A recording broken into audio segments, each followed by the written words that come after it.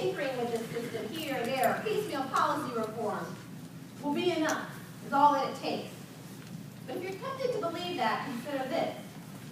If we were to return to the rates of incarceration we had in the 1970s or the early 1980s, before the war on drugs and the Get Tough movement kicked off, we would have to release 4 out of 5 people who are in prison today. 4 out of 5. More than 1 million people employed by the criminal justice system would lose their jobs.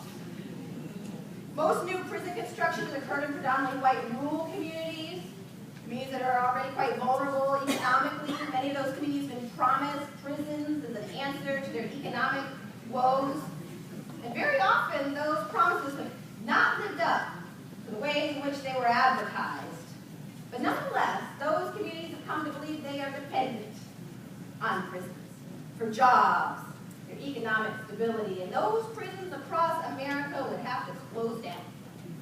Private prison companies listed on the New York Stock Exchange be forced to watch their profits just vanish. This system is now so deeply rooted in our social, political, and economic structure, it's not going to just fade away. It's not going to just disappear, fade away without a major upheaval, a fairly radical shift in our public consciousness.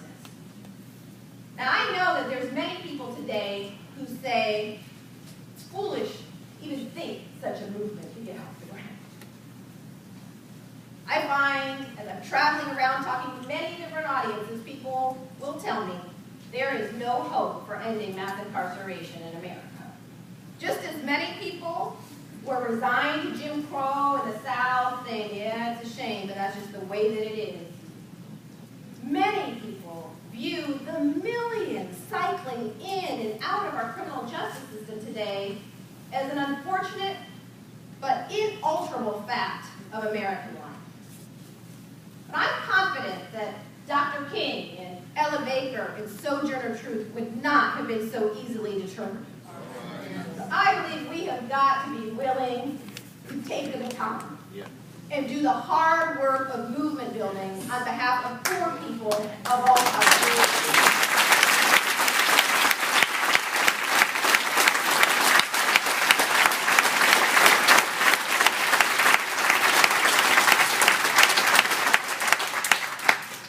In 1968, Dr. King said that the time had come to shift from a civil rights movement to a human rights movement.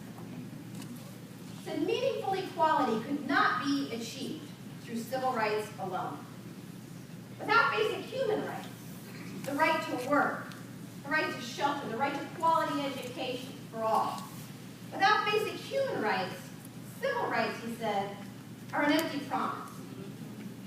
So in honor of Dr. King and all those who risked their lives to end the old Jim Crow, I hope that we will commit ourselves to building a human rights movement to end mass incarceration, a movement for education, not incarceration, a movement for jobs, not jails, a movement that recognizes the basic dignity and humanity of all people and challenges those forms of discrimination that deny people their basic human rights to work, to shelter, and to food. So what must we do to begin this movement? Where do we start? Well, first, we have got to begin by telling the truth, the whole truth. We've got to be willing to admit out loud that we as a nation have managed to recreate a caste-like system in America. And we've got to be willing to tell this truth in our schools, in our churches, in our mosques, in our community centers. We've got to be willing to tell this truth and dispel those myths that allowed us to turn a blind eye to those who we have labeled as guilty. But just telling the truth and talking about this system isn't going to do it. It's not.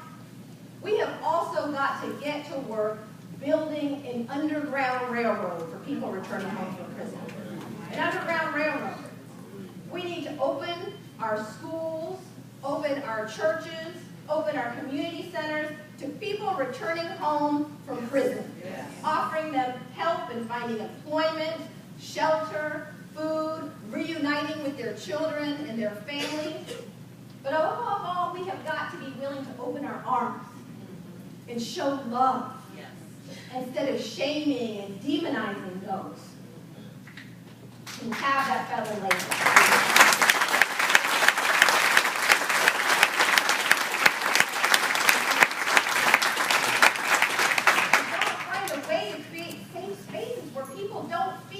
Ashamed and stigmatized, afraid to talk openly about what's going on in their lives and the lives of their family members.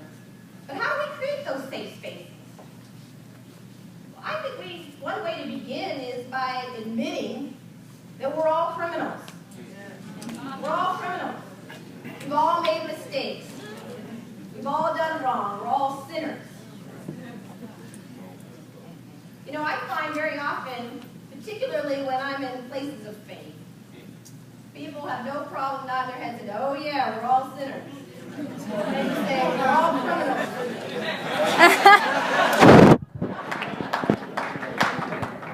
And after one of these talks, someone came up to me and said, isn't it interesting how easily we admit violating God's law, but how unwilling we are to admit or to say we may have violated man's law.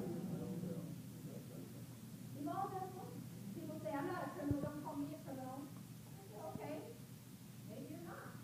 Maybe you never drank underage. Maybe you never experimented with drugs.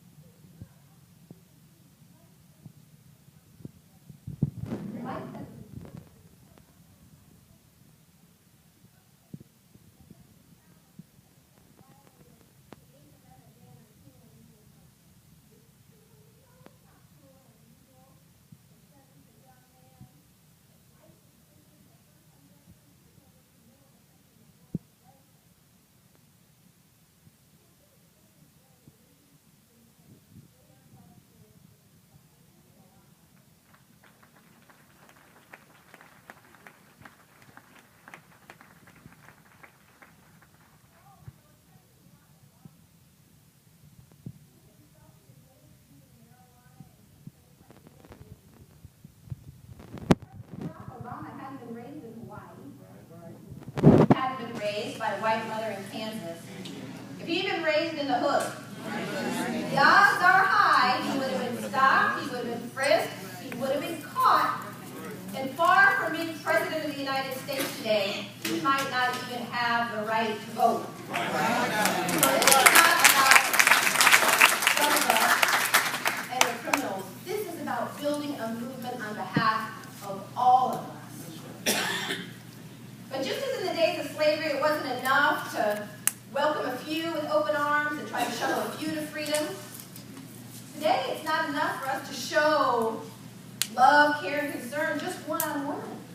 Just as in the days of slavery, you had to be willing to work for abolition, today we have got to be willing to work for an end to the system of mass incarceration.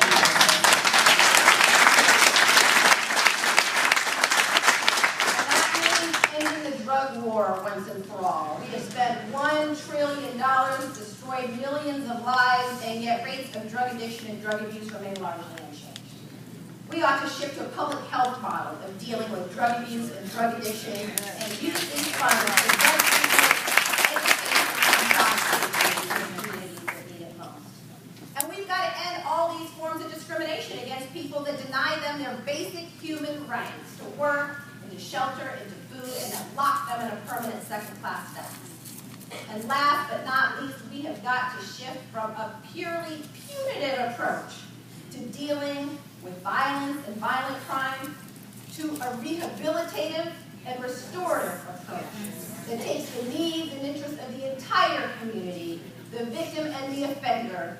into account. So we have got a lot of work to do. We got to end mandatory minimum sentences, racial profiling, federal drug forfeiture laws, take the profit out of prisons. The list goes on and on. And it may seem like too much. It may seem like it can't all possibly be done. But keep in mind this. This whole system, all of these rules, laws, policies, and practices rest on one core belief. One. And it is the same core belief that sustained Jim Crow. It's the belief that some of us are not worthy of genuine care, compassion, or concern. And when we effectively challenge that core belief, this whole system begins to fall like dominoes. A multiracial, multi-ethnic human rights movement must be born, one that takes seriously the dignity and humanity of all people. And yes, it's got to be multiracial and multi-ethnic. Because although this war on drugs was born with black folks in mind, it is a war that has destroyed the lives of people and communities of all colors. A white kid who needs drug treatment but can't afford it and is getting a prison sentence instead is suffering because of a drug war declared with black folks in mind.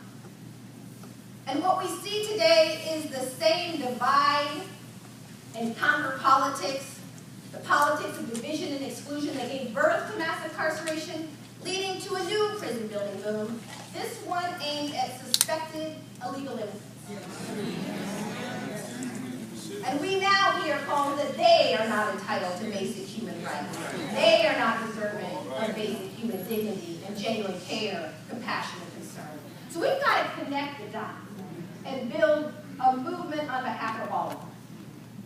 But before this movement can truly get underway, a great awakening is required. We've got to awaken from this colorblind slumber that we've been in to the realities of race in America.